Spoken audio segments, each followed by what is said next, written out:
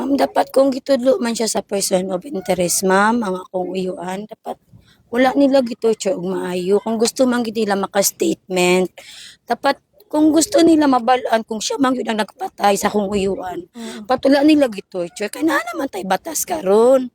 Na naman tay batas nga human rights nga kung ang akong uyuan nga naman gipatay nila. Gusto nila dapat wala sa unta nila gikulat og maayo para mapaminawan sa katawan kung sa katinuod nga ilang ipatay akong uyuan. Agi-torture.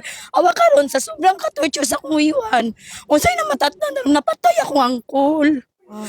Sakit kay sa paminawon, ma'am. Kung tinuod man sa dili nga siya ang nagpatay, dapat ipaminawan nila og maayo. Grabe. Nabalo nga na, ma'am ba, gusto lang namo nga na tinuod ba o dili. Gusto namo nga siya gyud mismo mag-statement. Unsaon naman pag statement niya, ma'am, gitorture man niya ang iyang ulo na may kanang diri man gyud ang iyang gianuhan, ma'am, na ay blood clot. Mm. O diri ang anuhan sa kuyuan, ma'am. Kari, ma'am. Mm. Murag unsa ba nila, ma'am? Bastrok ba nila, ma'am? Kari. Kari ang iyang sakit kay ang ulo, ma'am. Mao gyud na mong gusto, ma'am, ba?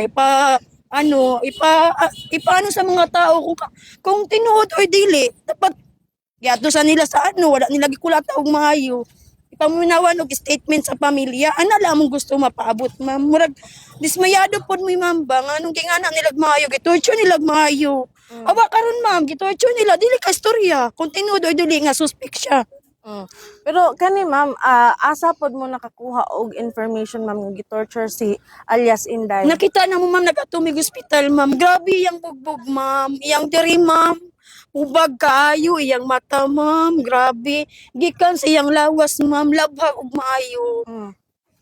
So, unsay ko anin nyo karon ma'am nga ing ana na ito kay alias Inday. So, doon na po tayo mga information ma'am nga ang pamilya na daw mismo nagkuan sa oxygen kay alias Inday. O kami na lang, ma'am, ma'am, nagtanggal. Kaya kung dili na mo, ma'am, luoy na kayo, ma'am, akong uyuan. Di na magsirado iyang mata, ma'am. Kay mismo, nag-ingon ng doktor, ma'am. Kani akong yan, di naging magdugay. Kay tungod sa iyang ulo nga murag, na-crack unsa ba, may blood clot ang iyang ulo. So, unsay ko anin nyo karon ma'am sa unsay na ingon sa kapulisan sa inyo ha ma'am? Ang ingon sa kapulisan sa mga, ma'am, ang kaso sa kuyuan, drugs. Mm. Wala pa'y tinuod nga siya ba'y suspect dito. Kay wala man siya nakuha og statement nga tinuod nga wala pa siya kulata og maayo. Mm. Wala na mong gusto ipaabot, ma'am. Mm. Pero asa siya na istorya ninyo siya ma'am before siya namatay? Ma'am, bago adto ko last Monday, ma'am. Wala pa ko nagtrabaho, di na siya kaila sa mga, ma'am. Mm. Di na siya kita, ma'am. Di na gyud, halos dili na gyud, ma'am. Kay tungod sa iyang gibati nga murag gibasrok guro yang kuto-kuto. Kay ingon sa akong pinsan na yang atay daw na napiktuhan. Ang number one business sa iyang gikamatyan ng ulo diri, ma'am. Grabe. Grabe pagkano siyang ulo, ma'am. Mm. O diri, tungod diri, ma'am, ang internal hemorrhage ko yung kamatyan, ma'am. Kay wala kagawas ang dugo. Mm. Pero wala pa mo na kuan ma'am kung hatagan mo og kuan sa tong kapulisan nga ipa-autopsy, anda mo mapa-autopsy. Anda may magpa-autopsy, ma'am. Kung sa mga gikamatyan sa kong uyuan. Mm. Kay nakita man gyud sa katinuod, ma'am, dili man miingon nakita man gyud na, ma'am, kung unsa gyud ang pag-torture sa iya, ma'am. Mm. So karon ma'am naapa karon sa morgue sa usa ka tambalanan si alias Inday. Unsay plano ninyo ma'am diri ihaya? Dili na namo ihaya di, ma'am, dito man gyud ang pamilya sa Purok Saludin, Labangal. Mm. Bali diri kapuyo lang ni ako sa kong uyuan, tapos akong ang papa na diri sa likod lang. Mm. Dito lang namo ihaya sa Purok Saludin, guro, ma'am. Dito. Dito lang namo ihaya. So unsay kuan mo karon ma'am pag kamo man no naka-decide naman mo nga pamilya niya nga i-end na lang tong oxygen. Unsay kuan mo ma'am karon unsay mahimo nimong mensahe o panawagan ngadto sa kuan? Nanawagan man ko kung kinsa man gyud nag-ano sa kong uyuan, nag-torture og maayo, kung may sala man sa wala man may nagkonsente. Dapat gitagaan sa nilag statement og maayo nga kung itong akong uyuan nga nakaistorya pa, ma'am. Maulang na akong ipaabot sa awtoridad. Mm. How about kaning siya ang ginatudlo nga usa sa mga person of Wala man tay interest? ginaingon kung siya man ang ginatudlo sa suspect, ma'am. Wala man na magikonsente kung siya man gyud, ma'am. Dapat kung gusto man gyud nila, ma'am, nga siya ang suspect man siya kay gingon siya ni alias Aaron nga siya daw ang suspect. Dapat ma'am, ang amuan lang dapat ma'am, gitagaan sa siya statement bago siya gi-torture og maayo. Mm. Kay karon ma'am, kung kinsa may nagpatay atos kaya kay Miyuki ma'am, ana kung wala man mi kabalo, kung labot man akong uyuan or dili, ang amuan lang ma'am tatong sa makaistorya pa unta siya ma'am. Mm. Tagaan ta nila og kanang statement nga kung siya ba nagpatay o dili mao lang tato mo. Ma'am wala siya gi-torture og maayo. Mm. Ana lang gusto na mo ipaabot Mm. ma'am. Pero kaning ko alam ma'am ha, gamayng background lang ni alias Inday. Kaning higala sila ni alias Aaron o ni alias Oblong. Dili ma'am uy. Kanang si ano man gud ma'am si Aaron murag bag ana maguna diri ma'am.